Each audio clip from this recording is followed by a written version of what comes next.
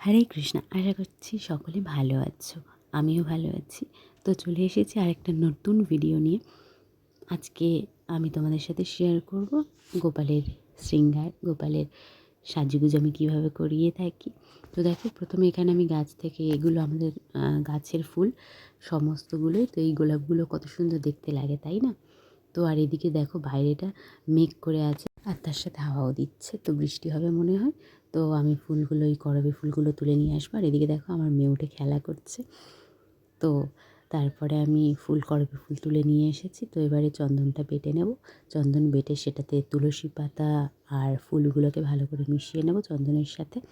তো তারপরে এই চন্দন মেশানো ফুল আমি গোবিন্দর চরণে দেবো আর ফুলে দিয়ে দেবো অগরু। এদিকে গোপালদের বসাবো বলে আমি একটা সাদা তোয়ালে পেতে নেব। তার উপরে গোপালকে বসিয়ে আমি সুন্দরভাবে একজন একজন করে সবাইকে রেডি করিয়ে নেব। আগে স্নান করানো হয়ে গেছে, সেটা তোমাদের সাথে শেয়ার করলাম না, কারণ আগের ভিডিওতে স্নান করানো দেখিয়েছি। আজকে শুধু শৃঙ্গারটাই শেয়ার করব। তো দেখো, এই গোপাল সোনাকে আমি হলুদ কালারের একটা জামা পরিয়ে দিচ্ছি, কোমর বন্ধনী পরানো হয়ে গেছে। এবারে গলার হারটা পরিয়ে দেবো সুন্দর করে। গোপালদেরকে সাজাতে কার না ভালো লাগে, আর সাজলে দেখো কত সুন্দর লাগে। আর সবাইকে এভাবে সুন্দর করে সাজিয়ে রাখলে মন্দিরটাও দেখতে খুব সুন্দর লাগে। তো দেখো, আমার তো মনে হয় যে গোপালরাও সাজতে ভীষণ পছন্দ করে। তোমাদের কি মনে হয় অবশ্যই আমাকে জানিও। তো দেখো, এদিকে গোপাল সোনার সাজ প্রায় কমপ্লিট হয়ে গেছে। এবার আমি একটু ইত্রে লাগিয়ে দেব, আর তারপরে তুলসী পাতা, ফুল একে একে সমস্ত কিছু নিবেদন করব। তো তোমরা অবশ্যই জানিও গোপাল সোনাকে কতটা সুন্দর লাগছে। আর তোমাদের কার কার বাড়িতে গোপাল সোনা আছে আমাকে অবশ্যই কমেন্ট করতে ভুলো না কিন্তু। তো এবারে আমি আমার মদনমোহনকে সাজিয়ে নেব। দেখো, আমি যখন পড়াই সবাইকে চেষ্টা করি যে সবার ড্রেসের কালারটা যেন একই থাকে, বা যদিও বা একই না থাকে, দুজনকে একরকম আর দুজনকে আরেক রকম কালারে পরাতে। তো তাতে করে কি হয় যে একটা ম্যাচ খুব সুন্দর চলে আসে। তার সাথে জুয়েলারিগুলিও নয় জুয়েলারি ম্যাচ থাকে, নাহলে ড্রেস ম্যাচ থাকে। তো আমি এরকমভাবেই চেষ্টা করি। তো এই গোপালকে দেখো, আমার হলুদ ড্রেস আর তার সাথে যেহেতু নীলের একটু মানে ওই যে পুঁতিগুলো দেওয়া রয়েছে, তো ওই জন্য আমি নীলের কানের হাতেরটাও নীল পরিয়েছি। তো তোমরা অবশ্যই জানিও এই গোপাল সোনাকে কেমন লাগছে। তারপর হাতে বাঁশি আর ফুল তুলসী পাতা দিয়ে দেবো, তারপর দর্পণ সেবা করিয়ে নেবো। এইরকমভাবে সবাইকে আমি একে একে সাজিয়ে নেবো। তো এখানে আমার গিরিধারী চলে এসেছে। গিরিধারীকে সাজাতে তো সব থেকে বেশি ভালো লাগে, কারণ ওর সাজালে সবসময় মনে হয়, দেখো, মুখের মধ্যে একটা আলাদাই হাসি, যেন মনে হয় কী খুশি। আর ভগবানের মুখ, শ্রীঅঙ্গ সমস্ত কিছুই সুন্দর, কিন্তু এই মুখমণ্ডলের হাসিটা যখন নিজেদের মনের মতো হয় তখন কতই না ভালো লাগে। তো প্রথমে আমি এখানে মুকুট পরাচ্ছিলাম, তো দেখলাম গিরিধারীকে সেটা মানাচ্ছে না। তো ওই জন্য আমি আবার খুলে পাগড়ি পরিয়ে দিয়েছি, আর মাথার মধ্যে একটা ফুল দিয়ে দিলাম। কত মিষ্টি লাগছে, তাই না? তো এবারে আমি আমার গোবিন্দকে সাজাবো। গোবিন্দকে সাজাতে তো ভীষণ ভালো লাগে, আর গোবিন্দকে যে ড্রেসই পরাও না কেন ভীষণ সুন্দর লাগে।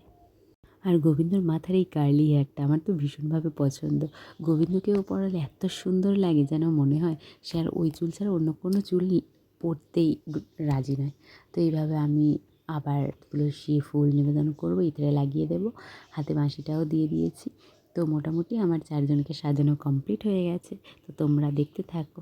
আর এই যে ফুলগুলো, এগুলো সব আমাদের গাছের ফুল। এই যে পিটুনিয়া ফুলটা, এটা আমার ভীষণ ভালো লাগে। এর কালারগুলো এত মিষ্টি হয় না, তোমরা দেখো শুধু।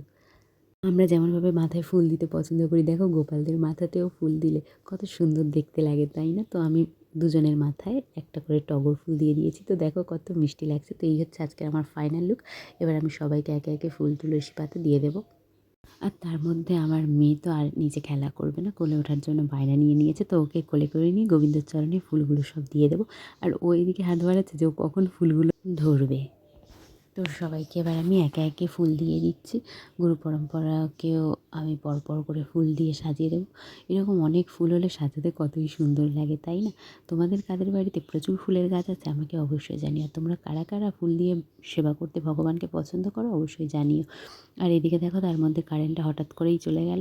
তো যাই হোক, তার মধ্যেও আমাকে তো কাজটা চালিয়ে যেতে হবে, নাহলে পরে আর সময় হয়ে উঠবে না।